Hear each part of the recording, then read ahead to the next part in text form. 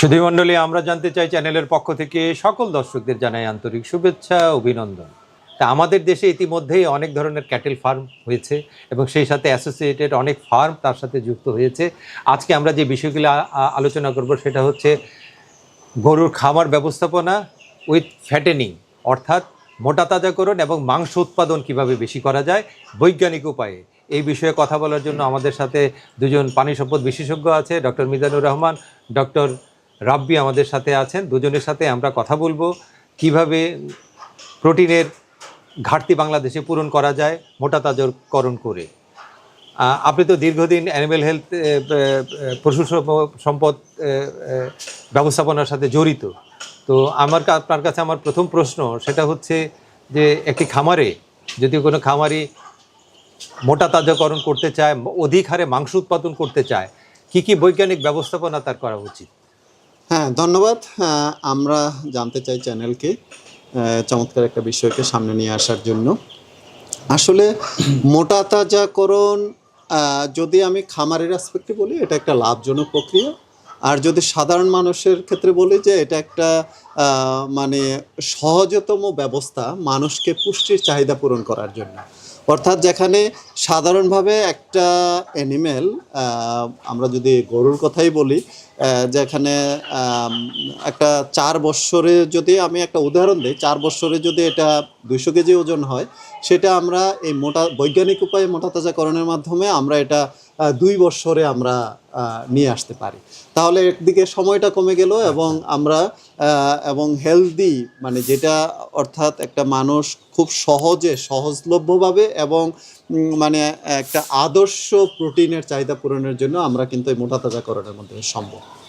তো বৈজ্ঞানিক উপায়ে বলতে বিষয়টা হলো এমন, আমরা দেখে আসছি এই মোটা তাজাকরণের ক্ষেত্রে অনেক ক্ষেত্রেই আমরা অবৈজ্ঞানিকের কিছু ব্যাখ্যা আছে এখানে, যে এখানে বিভিন্ন ধরনের স্টেরয়েড অথবা খাবারের মাধ্যমে ভেজাল খাদ্য খাওয়াইয়ে, তারপর এরকম কিছু বিষয় আছে আমাদের মধ্যে, মিথও আছে কিছুটা, আবার আমরা কিছুটা মানে আদিকাল থেকে এই ধরনের ব্যবস্থাপনাও আছে। বৈজ্ঞানিক উপায়ে বর্তমানে যে মোটা তাজাকরণ, এটা কেউ শতভাগ বৈজ্ঞানিক আর কেউ হচ্ছে আংশিক বৈজ্ঞানিক, কিন্তু এই যে অ্যাডাল্টারেশনের বিষয়টা অর্থাৎ ক্ষতিকারক যে ব্যবস্থাপনা, এটা কিন্তু বর্তমানে নাই। তো বৈজ্ঞানিকভাবে যদি আমি বলি, মোটা তাজাকরণের ক্ষেত্রে খামারিরা হচ্ছে খুব সহজে গরু লালন করতে পারে। অর্থাৎ ক্ষেত্রে যেটা আমরা দুগ্ধবতী খামারের ক্ষেত্রে যে বিভিন্ন ধরনের প্যাস্টার ল্যান্ড লাগে, খোলা জায়গা লাগে, গাভীর জন্য পর্যাপ্ত আলো বাতাসের ব্যবস্থাপনা লাগে, যেটা মোটা তাজাকরণের ক্ষেত্রে এই ধরনের প্রয়োজনীয়তা কিন্তু খুব কম। এবং পর্যাপ্ত ঘাসের ব্যবস্থা না থাকলেও কিন্তু আমরা বৈজ্ঞানিক উপায়ে মোটা তাজাকরণ করতে পারি। অর্থাৎ আমরা একটা গরুকে যদি আদর্শ খাবার খাওয়াইতে পারি, তাহলে সে এক পর্যায়ে গিয়ে আমরা শুধু একটাই অবজেক্টিভ থাকে, তাকে মাংস উৎপাদনে কনভার্ট করা, সেটা কিন্তু এক পর্যায়ে হয়ে যায়। অর্থাৎ পরিপূর্ণ খাবার খাওয়াইয়ে তাকে মোটা তাজা কি খাবার দেওয়া উচিত। এখন খাবারের ক্ষেত্রে যদি আমরা বলি, খাবারের ক্ষেত্রে আমরা জানি সাধারণত একটা খাবারে প্রোটিন, ফ্যাট, কার্বোহাইড্রেট, ভিটামিন এবং মিনারেল থাকে। তো এই জিনিসগুলা আমাদের প্রকৃতিতে কি খাবারের মধ্যে আছে, সেগুলা কোনটা আবার সহজলভ্য আছে, বাজারে যেটা প্রচলিত আছে আমাদের দেশে, এই খাবারগুলা একটা সুষ্ঠু রেশিও আকারে খাবারটা আমরা ওই মোটা তাজাকরণের জন্য তৈরি করি। সাথে আমরা কিছু এডিটিভ যোগ করি। এখন এডিটিভটাকে আমরা সাধারণ পিপল মনে করি এটা হচ্ছে মেডিসিন বা এটা ওষুধ দিয়ে ইয়ে করা। আসলে বিষয়টা হচ্ছে এটা হচ্ছে ভিটামিন মিনারেল। তো ভিটামিন মিনারেল তো আমাদের শরীরের জন্য আরও প্রয়োজন। তো সেই ক্ষেত্রে আমি বলবো যে এই পর্যাপ্ত ভিটামিন মিনারেলের উপস্থিতিতেই খাবারটা পরিপূর্ণ খাবার হয়, সেই খাবারটা খাওয়াইয়ে গরু মোটা তাজাকরণ করা হয়। তো বৈজ্ঞানিক পদ্ধতিতে আমরা প্রস্তুতির বিষয় থাকে, যেমন আমরা যখন একটা বাছুর বা একটা গরুকে প্রথম নির্বাচন করি, তার জাত দেখে নির্বাচন করতে হয়, যে শুধু খাওয়াইলে হবে না, এই গরুটা আসলে তার আমরা 4 বছরে যদি পরিপূর্ণ খাবার খাওয়াইয়ে কত কেজি ওজন তার ক্যাপাসিটি আছে। আমি একটা দেশি জাতের একটা গরুকে খুব বেশি খাওয়াইলাম, সে কত কেজি ওজন হবে, সে তো আসলে বড় হবে না। আবার যদি আমরা ধরি যে এটাকে আসলে প্রথম রোগমুক্ত করতে হবে, এটা যদি সঠিকভাবে রোগমুক্ত আমরা না করি, তাহলেও কিন্তু আমি পরিপূর্ণ রেজাল্ট পাবো না। আমি হয়তো 4 বছরের জায়গায় হয়তো আমি 6 মাস আগে নিয়ে আসলাম, কিন্তু 2 বছরে 4 বছরের রেজাল্ট পাবো সেটা কিন্তু হবে না। তো সেই ক্ষেত্রে কি করতে হবে, প্রথমে হচ্ছে কোনো যদি রোগ ব্যাধি থাকে এগুলা আমি করতে তাকে হবে। চিকিৎসা দিয়ে ঠিক করতে হবে। খাদ্য যদি ব্যবস্থাপনা যদি কৃমি মুক্ত করণের ব্যবস্থা প্রথমেই করতে হবে। রোগ প্রতিরোধ ব্যবস্থা যাতে পর্যাপ্ত ডেভেলপ করে সেই ব্যবস্থাপনা আগে নিতে হবে, এবং আদর্শ খাবার তাকে আচ্ছা, এই জায়গায় একটা প্রশ্ন আছে, সেটা হলো ভ্যাকসিনেশনটা যদি বলতেন। হ্যাঁ, ভ্যাকসিনেশনের কেন ক্ষেত্রে দরকার, জরুরি? কিছু রোগ আছে যেগুলা যে কোনো মুহূর্তে আমাদেরকে না জানিয়ে চলে আসে।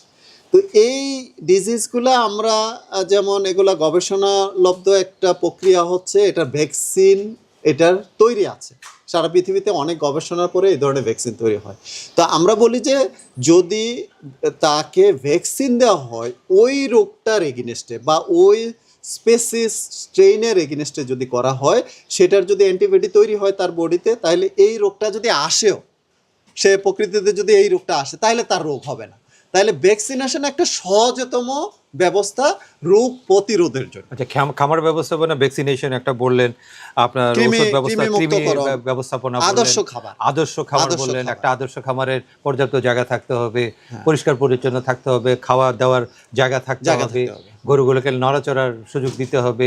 যেটা আমি বলছিলাম যে মোটা তাজাকরণের ক্ষেত্রে রেস্ট্রিকশনটা কম, কারণ আমি অল্প জায়গায়ও কিন্তু গাদাগাদি করেও কিন্তু আমি মোটা তাজাকরণের ব্যবস্থা নিতে পারি, যেটা আসলে ডেইরির ক্ষেত্রে সম্ভব না। এখানে আমার একটা প্রশ্ন, সেটা কি দানাদার খাবার নাকি আপনার ঘাস লতাপাতা খাওয়া, কোনটা? হ্যাঁ, মোটা তাজাকরণের ক্ষেত্রে যদি আমরা শুধুমাত্র দানাদার খাওয়াই তাহলেও লালন পালন করা যাবে, কিন্তু আমরা জানি যে গবাদি প্রাণী হচ্ছে এটাকে তার আমরা বলি যে রুমেন, 4 প্রকোষ্ঠ প্রাণী, তার পেটের মধ্যে 4টা প্রকোষ্ঠ থাকে, এবং গবাদি পশুর যে হজম হয় এটা হচ্ছে মাইক্রোবিয়াল হজম, অর্থাৎ জীবাণু দ্বারা। তো সেই ক্ষেত্রে আমরা যখন এই খোল ভুসি বা এই ধরনের দানাদার খাবার খাওয়াই, তাহলে এগুলা জীবাণুর জন্য কিন্তু এটা ভালো জিনিস না, জীবাণুগুলা নষ্ট হয়ে যায়। এই কারণে আমরা কিছু ঘাস যদি পাশাপাশি দেই তাহলে তার মানে অর্থাৎ ডাইজেস্টিভ সিস্টেমটা, পেটের যে কার্যবলিটা এটা ঠিক থাকবে, এই কারণে দেওয়া দরকার আর কি। আমাদের প্রশ্নটা ছিল অধিক হারে মাংস উৎপাদন। আপনি ডাক্তার রাব্বি, আপনি যদি একটু বলতেন, অধিক হারে মাংস যদি পেতে হয়, উনি কিছু বললেন যে গরু নির্বাচন, কিছু খাওয়ার কথা বললেন, আর কি কি ব্যবস্থাপনা নেওয়া যায়? ধন্যবাদ। উনি মোটামুটি কভার করে ফেলেছেন। ওনার সাথে আমি কিছু এডিশন করব যে ভালো খাবার দিচ্ছি আমি, একদম ব্যালেন্সড খাবার, কোয়ালিটি খাবার, সব কিছু ঠিক আছে, কিন্তু এই খাবারটা তার ডাইজেশন ঠিকভাবে হচ্ছে কি না, অ্যাবজর্পশন ঠিকভাবে হচ্ছে কি না, এই দিকে আমার খেয়াল রাখতে হবে। উনি আরেকটা কথা বললেন যে অনেকে বলে যে আমি গরুকে কোনো মেডিসিন খাওয়াই না। মেডিসিন একটা ভিন্ন জিনিস, আর ভিটামিন মিনারেলস ফিড অ্যাডিটিভস যেটা নিউট্রিশন ভিন্ন জিনিস। নিউট্রিশন আমি অবশ্যই খাওয়াবো। মেডিসিন কি, যেগুলো ক্ষতিকর মেডিসিন, এটা খাওয়াবো না, কিন্তু গরুকে আমি ভিটামিন মিনারেলস, মেটাবলিজম বাড়ানোর জন্য এগুলো খাওয়াবো, যেন আমাদের যেহেতু বাণিজ্যিক খামার, আমার অল্প সময়ে একে মোটা তাজাকরণ করতে হবে। মোটা তাজাকরণ আমরা এখন বলি না, আমরা হৃষ্টপুষ্টকরণ বলি, আর মোটা তাজাকরণ বললে নেগেটিভলি শোনায়। তো অল্প সময়ে যদি আমি আর অধিক ওয়েট আনতে চাই, বডি ওয়েট আনতে চাই, তাহলে ওকে যে খাবারটা দিব সেই খাবারের সম্পূর্ণ একদম ম্যাক্সিমাম ইউটিলাইজেশন আপনার নিশ্চিত করতে হবে। তো ম্যাক্সিমাম ইউটিলাইজেশন নিশ্চিত করতে হলে কি করতে হবে, তার ডাইজেশন যেন ঠিক থাকে এটা খেয়াল রাখতে হবে, অ্যাবজর্পশন ঠিক থাকতে হবে। বাংলাদেশে যখন আমি গরুর ন্যাচারাল খাবার কি, ন্যাচারাল খাবার ঘাস, কিন্তু আমরা কিন্তু তার ফুড হ্যাবিট চেঞ্জ করে ফেলছি, তার কনসেন্ট্রেট খাওয়াচ্ছি।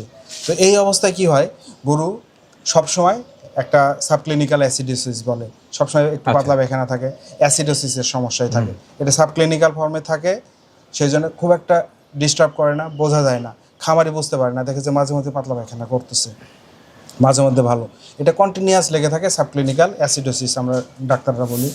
এই যখন অ্যাসিডোসিস থাকে তখন ওকে যত ভালো খাবার, যত হাই কোয়ালিটির খাবার দেন, আর ম্যাক্সিমাম ডাইজেশন হবে না, ম্যাক্সিমাম অ্যাবজর্পশন হবে না, তাহলে আপনার কিন্তু ওয়েস্টেজ হচ্ছে। খামারের ম্যাক্সিমাম খরচ হচ্ছে ফিড কস্ট।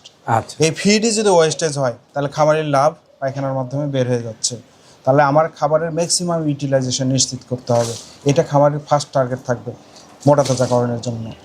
তো এই ম্যাক্সিমাম ইউটিলাইজেশন নিশ্চিত করার জন্য আমার সবসময় খেয়াল রাখতে হবে অভিজ্ঞ ভেটেরিনারিয়ান ডাক্তারের সাথে পরামর্শ অথবা যে ভালো বোঝে তার সাথে পরামর্শ করে যেন সাবক্লিনিক্যাল অ্যাসিডোসিস মুক্ত থাকে। এই জন্য বিভিন্ন ধরনের প্রোবায়োটিক্স ইউজ করা হয়, প্রোবায়োটিক্স, লাইভ ইস্ট, আমার আছে মাইস্ট নামে একটা প্রোডাক্ট আছে, তারপরে ডিফারেন্ট কাইন্ড অফ প্রোবায়োটিক্স আছে। আচ্ছা, এগুলো যদি কন্টিনিউয়াস খাওয়ায় কস্টিং খুবই কম, কিন্তু কি হবে আর সাবক্লিনিক্যাল অ্যাসিডোসিস থাকবে না। সাবক্লিনিক্যাল অ্যাসিডোসিস না থাকলে খাবারের সর্বোচ্চ ব্যবহার নিশ্চিত হবে। তো এটা খেয়াল রাখতে হবে খামারিদের, যেন গরুকে যা খাওয়াচ্ছে কোনো ওয়েস্টেজ না হয়, এটা খেয়াল রাখতে হবে। আচ্ছা, এর সাথে আরেকটা প্রশ্ন ছিল, সাধারণ মানুষের মধ্যে একটা প্রচলিত আছে বাংলাদেশে যে গরুকে যখন এইরকম এই মোটা তাজাকরণ বা মাংস বাড়ানো হয় তখন তাকে খুব স্টেরয়েড দিয়ে তাকে ফোলানো হয়। আসলে এটা কতটুকু সাইন্টিফিক, কতটুকু গ্রহণযোগ্য? এটা সায়েন্টিফিক না, এটা সায়েন্টিফিক না, আর এই প্র্যাকটিসটা খুবই কম আছে। এটা হচ্ছে মানুষের মধ্যে রং কনসেপ্ট যে স্টেরয়েড দিয়ে গরুকে মোটা তাজা করানো হয়।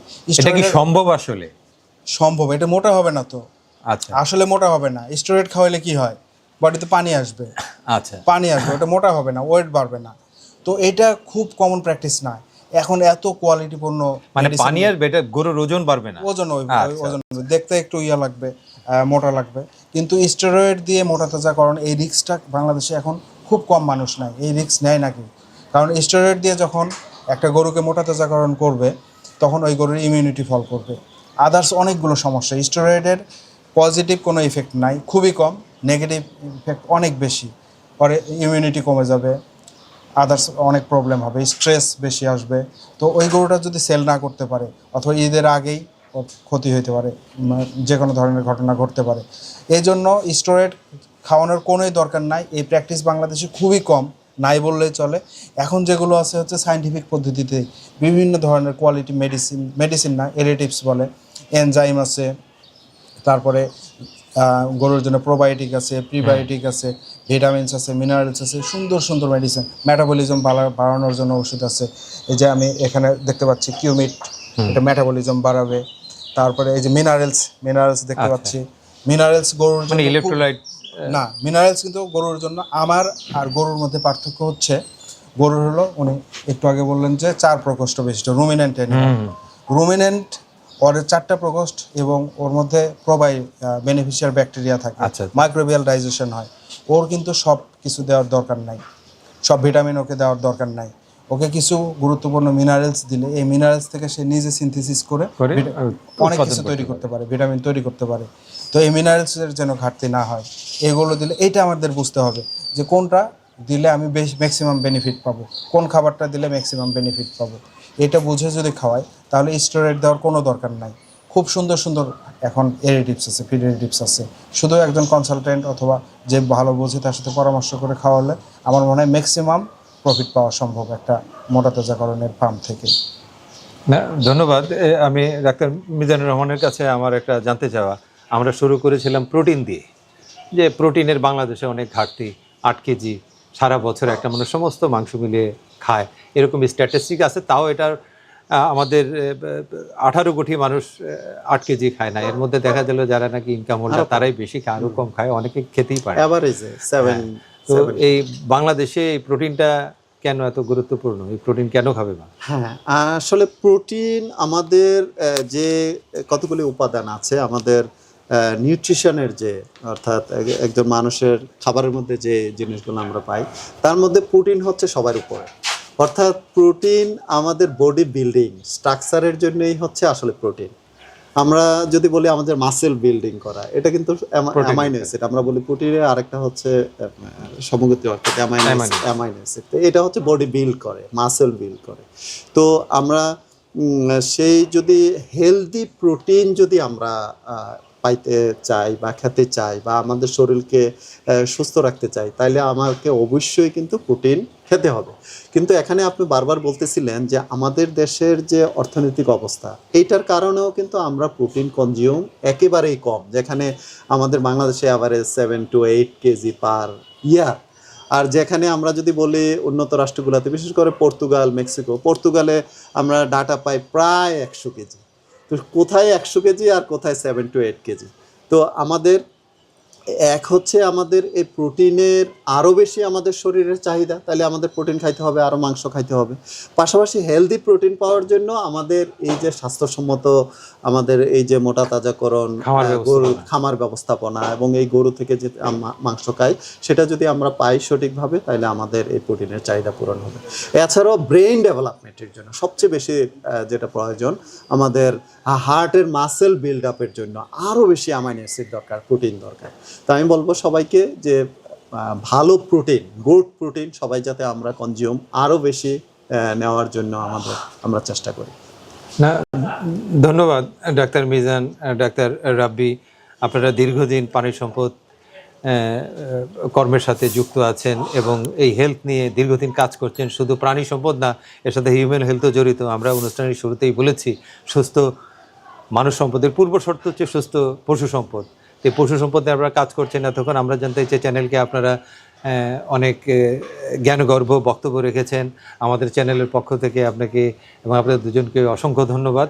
আপনারা সাধারণ জনগণের জন্য আপনাদের দুজনের যদি কোনো উপদেশ বাণী থাকে, একটু সংক্ষিপ্তভাবে যদি একটু উপদেশ।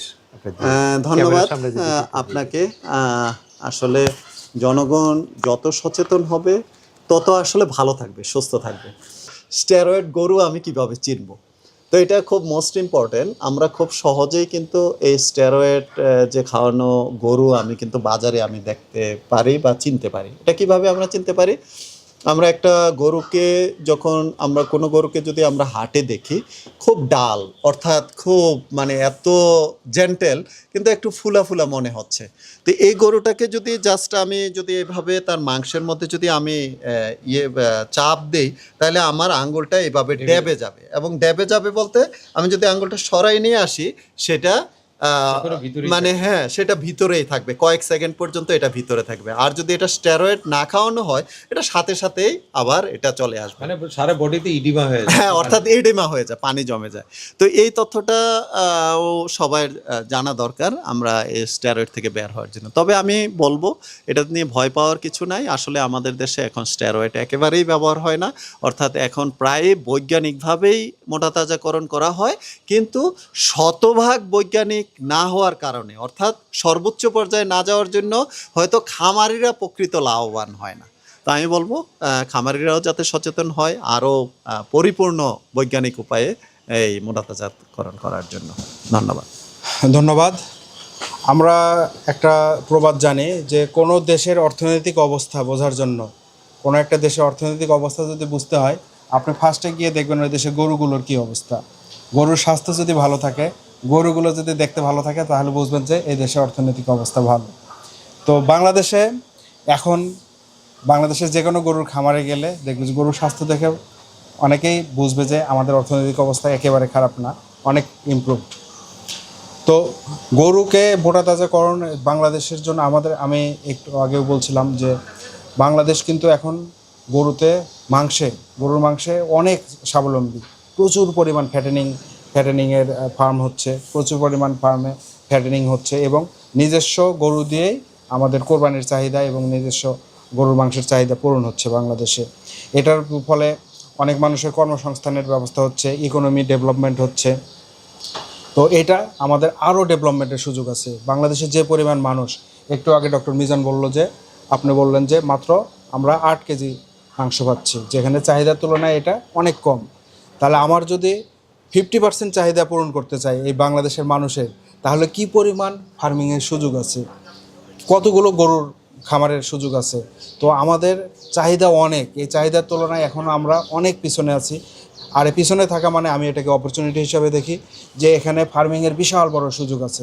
এখানে আমি চাই যে আরও অনেক মানুষ, আরও অনেক খামারি, অনেক যাদের মানে সম্ভাবনা আছে, যাদের সামর্থ্য আছে, তারা এই ফার্মিংয়ে আসবে এবং এসে শুধু ফার্ম করলে হবে না, সায়েন্টিফিক উপায়ে সুন্দরভাবে খামার করতে হবে, যার ফলে সে নিজে লাভবান হবে এবং দেশের জন্য সে কাজ করতে পারবে। এটা শুধু তার নিজের জন্য না, দেশের প্রোটিনের চাহিদা পূরণ করতেছে। এটা কিন্তু বিশাল বড় একটা কাজ করতেছে একজন খামারি যে কাজ করতেছে। তো আমি সব খামারিকে যারা ফ্যাটেনিং নিয়ে, গাভী মিল্কিং নিয়ে কাজ করে সারা বাংলাদেশের সবাইকে ধন্যবাদ জানাচ্ছি। সবার প্রতি আমার দোয়া থাকলো। ধন্যবাদ।